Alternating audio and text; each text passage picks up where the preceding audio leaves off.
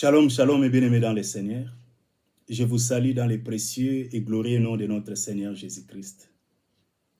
C'est bien moi, votre frère, serviteur, Freddy Matoko. Je remercie le Seigneur pour cette grâce qu'il m'a accordée de partager la parole de Dieu avec vous. Et je vous prie, s'il vous plaît, de m'aider à partager cette vidéo avec vos amis et connaissances. Et je le crois de tout mon cœur qu'en faisant cela, vous pouvez sauver des âmes pour notre Dieu. Nous allons prier pour la parole. Père Tout-Puissant, Jéhovah Dieu le Créateur, je te dis merci, ô Dieu, pour ton amour et ta fidélité. Merci Seigneur de nous accorder cette grâce de partager ta parole. Tu as dit dans ta parole que l'homme ne vivra pas de pain seulement, mais de toute parole qui sort de ta bouche. Voilà pourquoi je viens prier, recommander ces moments entre tes mains. Je prie pour mon frère, je prie pour ma sœur qui me suit, de disposer son cœur, Seigneur, afin d'y répandre, ô Dieu, ta parole. Et je me remets aussi entre tes mains. Je te prie, ô Père, d'inspirer les pensées de mon cœur et les paroles de ma bouche, de me donner une langue exercée, ô Dieu, pour l'édification de ton peuple. Que toute la gloire te revienne, toi le seul, l'unique, le véritable Dieu. Au nom de Jésus, nous t'avons ainsi prié. Amen, amen, amen. Encore une fois, je vous remercie. Merci de me recevoir dans vos maisons. Dieu est bon, il est merveilleux. Mais bien aimé, par sa grâce, Dieu a déposé un fardeau dans mon cœur. En fait, il m'a confié la mission d'enseigner la parole de Dieu, d'amener tous les hommes à prendre conscience de la profondeur des paroles prononcées par notre Seigneur Jésus-Christ, des paroles inspirées dans le livre de Jean, chapitre 10, verset 10. Nous allons lire la parole de Dieu. Jean, chapitre 10, verset 10 nous dit: « Le voleur ne vient que pour dérober, égorger et détruire. Moi, je suis venu afin que les brebis aient la vie et qu'elles l'aient en abondance. » Amen. Ça, c'est la déclaration de notre Seigneur Jésus-Christ. Il a dit qu'il est venu afin que les brebis aient la vie et qu'elle l'aient en abondance. Dans d'autres versions, il est écrit: « Je suis venu afin que les hommes aient la vie et qu'ils soient dans l'abondance. » Voilà la révélation que Dieu m'a donnée, la vision que Dieu m'a donnée, l'œuvre pour laquelle le Seigneur m'a appelé. C'est d'amener les hommes et les femmes, les jeunes gens, à faire de la vie abondante une réalité quotidienne, de l'expérimenter vraiment au quotidien. Jésus est mort pour nous donner cette vie, c'est la vie de Dieu. C'est la vie de Dieu. Malheureusement, ce n'est pas beaucoup qui en profitent. Être né de nouveau, tout celui qui est né de nouveau a cette vie. Mais si nous sommes sincères avec nous-mêmes, nous verrons que beaucoup n'en profitent vraiment pas. Beaucoup ne sont pas dans cette abondance. C'était aussi la vie abondante. En fait, c'est la réponse divine à ma préoccupation. Laissez-moi partager avec vous ma propre expérience avec Dieu. En fait, de mon cheminement, de ma marche avec le Seigneur. J'ai donné ma vie au Seigneur à l'âge de 16 ans. À l'âge de 16 ans, j'ai invité Jésus dans ma vie, je l'ai accepté dans ma vie comme mon Seigneur et Sauveur personnel. J'étais heureux. J'avais cette joie-là, cette joie ineffable. La paix qui surpasse toute intelligence gardait vraiment mon cœur. Le Saint-Esprit était en moi. Il me parlait, il rendait continuellement témoignage à mon esprit que je suis né de nouveau. Sa présence était là. C'était une expérience que je n'avais jamais vécue auparavant. Mais après quelques temps, cette joie-là a disparu. Pourquoi? Parce que ma vie sociale était la même.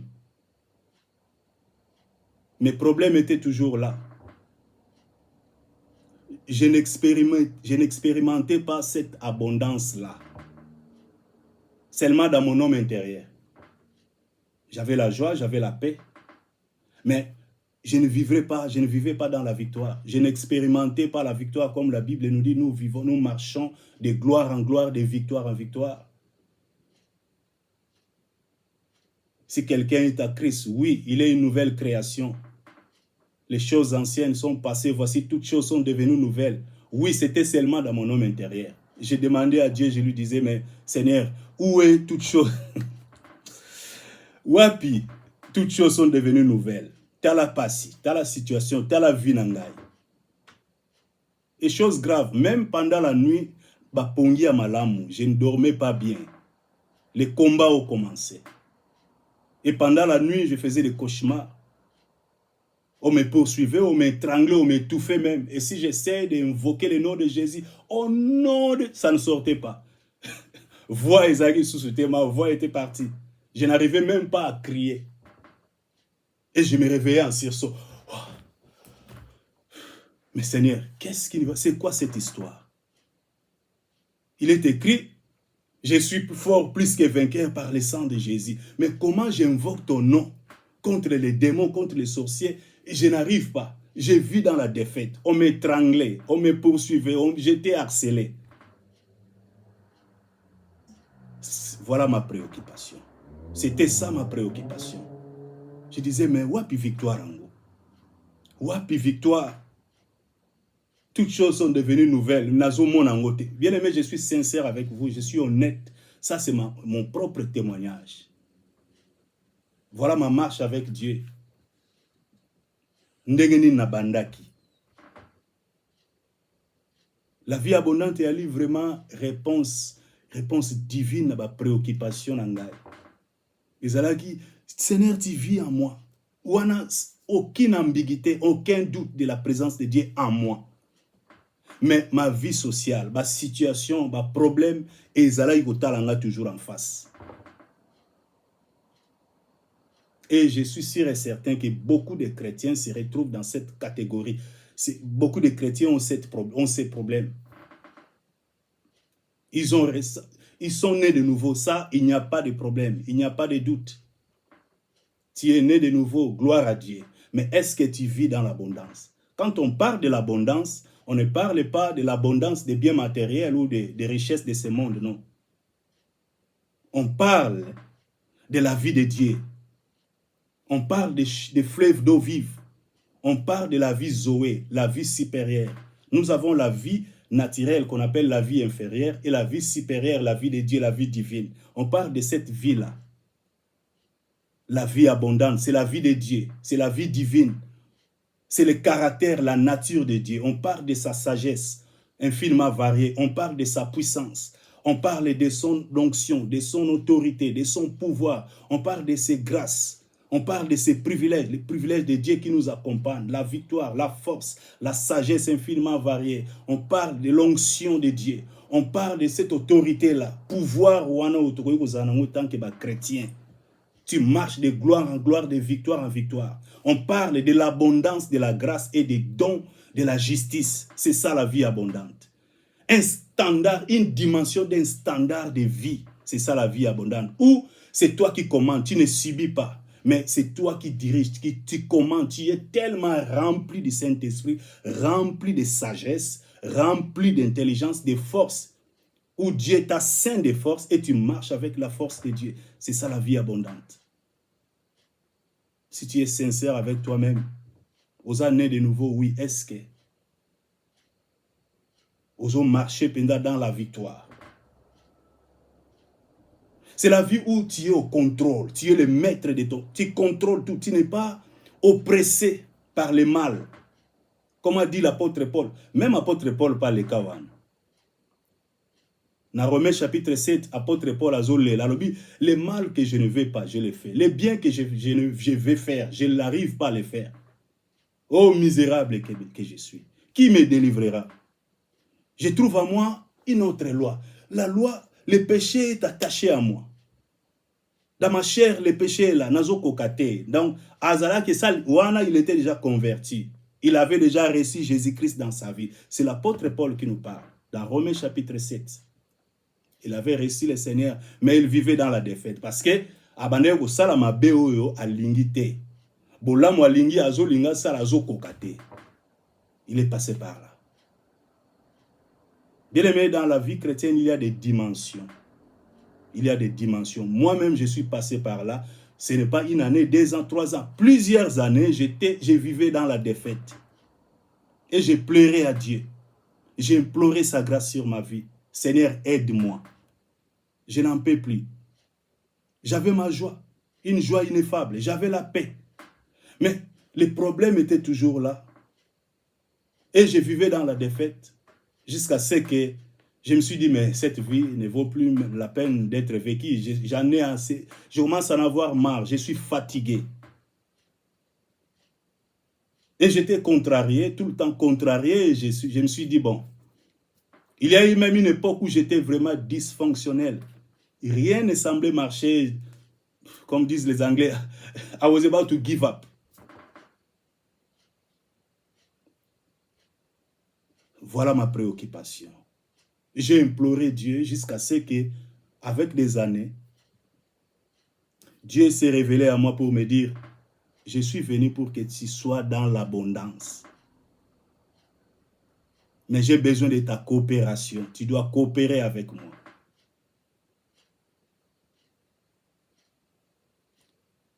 C'est quoi la vie abondante? C'est la vie de Dieu. Dans 2 Pierre, chapitre 1, la Bible nous dit, 2 Pierre, chapitre 1, verset 1 à 4. L'apôtre Pierre nous dit que par sa divine puissance, Dieu nous a donné tout ce dont nous avons besoin pour vivre la vie. La vie de Dieu, la vie Zoé. Par le Saint-Esprit. C'est la vie de Dieu. Voilà la vision que Dieu m'a donnée au travers des enseignements, des séances de prière. Nous allons prier efficacement. Nous allons organiser des réunions de prière où nous allons vraiment prier avec ferveur, avec foi et avec des enseignements. Dans la présence de Dieu, et le Saint-Esprit va nous aider à atteindre cette dimension-là. C'est une dimension. Nous avons fait cet enseignement, nous avons expliqué comment au côté de la possession. Parce que la vie abondante, c'est une vie de l'héritage. C'est la vie de l'héritage. Dans Éphésiens chapitre 1, à partir du verset 15, 16, 17, 18, 19, c'est là où l'apôtre Paul prie. Il intercède pour les chrétiens d'Éphèse. Il dit que Dieu illumine les yeux de votre cœur pour que vous sachiez quelle est l'espérance qui s'attache à son appel. Quelle est envers nous qui croyons l'infinie grandeur de sa richesse.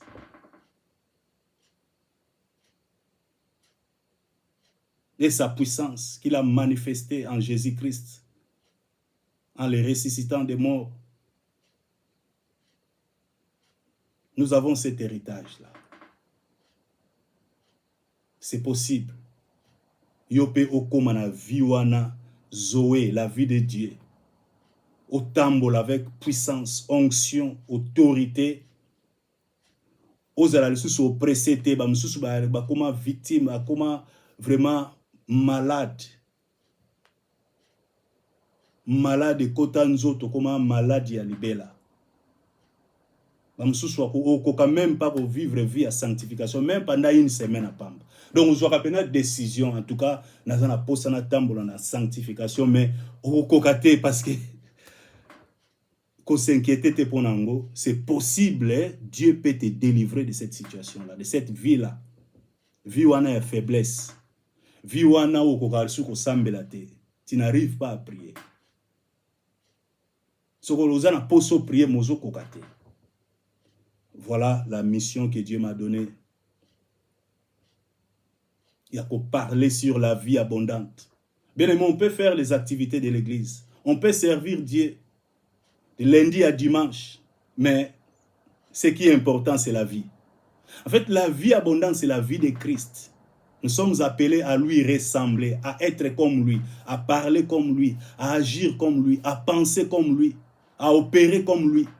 Parce que Jésus a opéré dans la dimension à Moutou. Bible le dit, il s'est dépouillé de sa divinité. Il a renoncé à être Dieu. Il est venu dans un corps humain. Il dépendait du Saint-Esprit. Donc, il a agi dans cette dimension, il y a Moutou, mais rempli du Saint-Esprit. Et il a fait ça. Il a dit, si vous croyez en moi, vous pouvez faire plus que ce que moi j'ai fait. Donc, c'est possible. Donc, oh, tu y as ça là qui.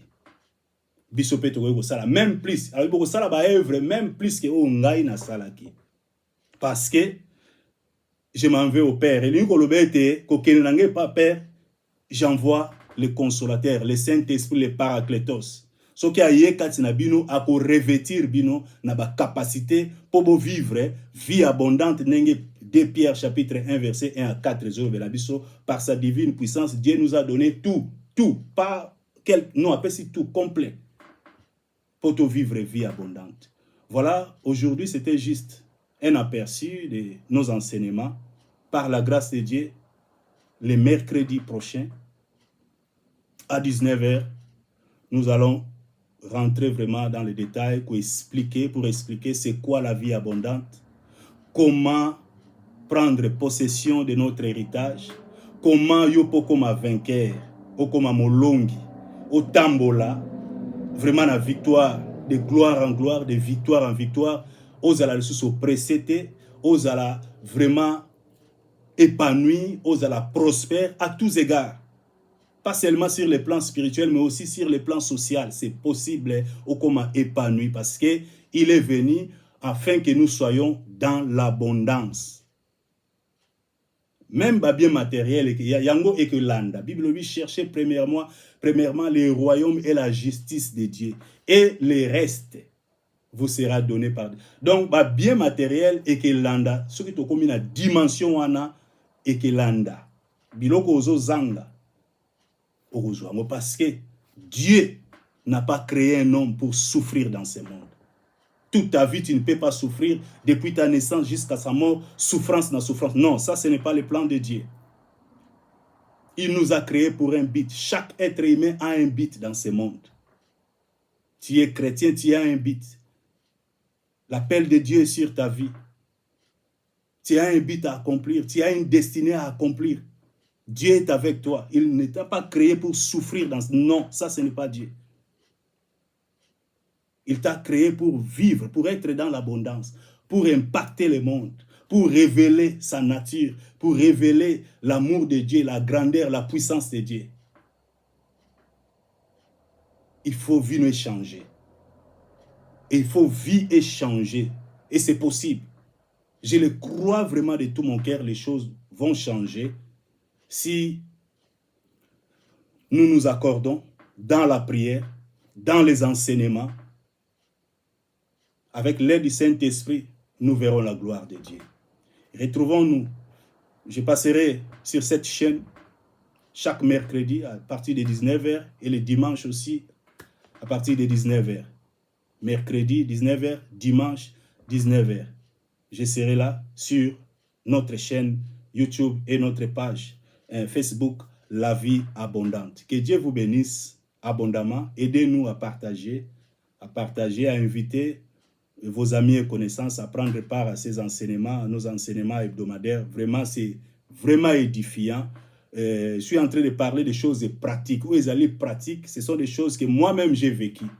C'est ma propre vie. Donc, enseignement où Dieu m'a fait grâce, na komango, na préparé ango selon expérience. Si je parle de mon expérience, il y a parole expérimentée, parole que j'ai pratiquée, parole que moi-même j'ai mis en pratique et j'ai vu les résultats.